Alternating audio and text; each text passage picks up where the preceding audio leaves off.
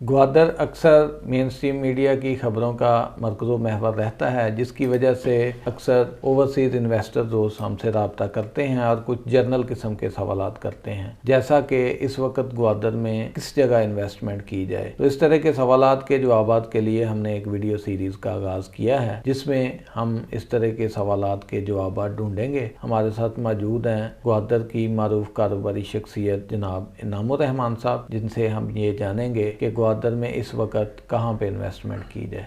जी नाम भाई। जी शुक्रिया आसम भाई। देखें, जहाँ तक ग्वादर में इन्वेस्टमेंट का ताल्लुक है, बेसिकली 3 मेजर सेक्टर हैं जहाँ पे इन्वेस्टमेंट की जाती है, यहाँ हम रिकमेंड करते हैं। उनमें एक government housing and commercial project है, इसी तरह private housing and commercial project है, और तीसरा जो है वो ओपन लैंड है। Open land means private land. ये तीनों पोर्शंस है जहाँ पे हम कस्टमर्स को रिकमेंडेशन करते हैं। इनमें सबसे पहले हम डिस्कस कर लेते हैं गवर्नमेंट के हाउसिंग और कमर्शियल प्रोजेक्ट्स की। जो गवर्नमेंट के हाउसिंग प्रोजेक्ट्स हैं, इनके अंदर सबसे टॉप ऑफ द लिस्ट जो है वो सिंघार हाउसिंग प्रोजेक्ट है, इसी तरह न्यूटन हाउसिंग प्रोजेक्ट है और मांबर हाउसिंग प्रोजेक्ट। और जो चौथा है वो बेसिकली इंडस्ट्रियलिस्ट के लिए है, जिसको हम जीडा कहते हैं। और दूसरा जो पोर्शन है वो प्राइवेट हाउसिंग प्रोजेक्ट है। प्राइवेट हाउसिंग प्रोजेक्ट तकरीबन यहाँ पे ग्वादर में इस वक्त 100+ हाउसिंग प्रोजेक्ट हैं जो रजिस्टर्ड हैं, जिनमें से 70+ ऐसे हैं जिनकी एनओसी रिस्टोर्ड है। लेकिन हम ओनली जिनमें काम कर रहे हैं, जहाँ कस्टमर्स को रिकमेंड करते हैं, वो सिर्फ 2 प्रोजेक्ट्स हैं जिनमें एफटीबीए है और नेवल एंकरेज है।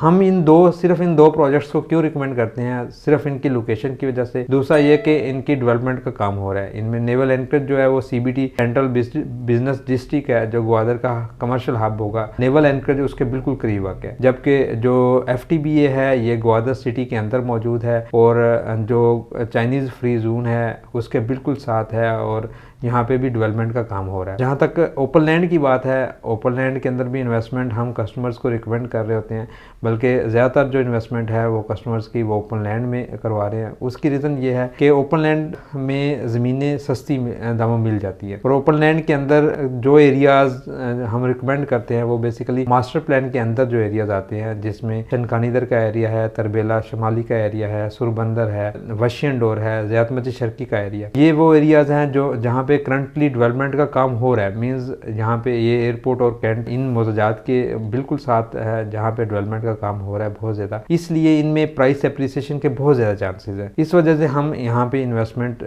लोगों की करवाते हैं और रिकमेंड करते हैं कि अगर आप ओपन लैंड में जहाँ चाह रहे हैं तो आप प्लानिंग एरिया के अंदर, ग्वादर का जो मास्टर प्लान है जो 2019 में अप्रूव हुआ, उसके अंदर प्लानिंग एरिया के अंदर रहते हुए इन मौजूदात के अंदर इन्वेस्टमेंट करें। इंशाल्लाह आपकी इन्वेस्टमेंट जो है वो सिक्योर भी होगी और आपके लिए मुस्तकबिल के लिए फ़ायदेमंद भी साबित होगी। जी बहुत शुक्रिया इनाम भाई, आपने बड़ी तफसील से तीनों एरिया ऑफ इन्वेस्टमेंट को डिस्कस किया है। नेक्स्ट वीडियो में इंशाल्लाह हम डिस्कस करेंगे कि गवर्नमेंट हाउसिंग एंड कमर्शियल जो प्रोजेक्ट्स हैं उनके अंदर किस तरह से इन्वेस्टमेंट की जाए और वो किस कदर मुफीद है। बहुत शुक्रिया।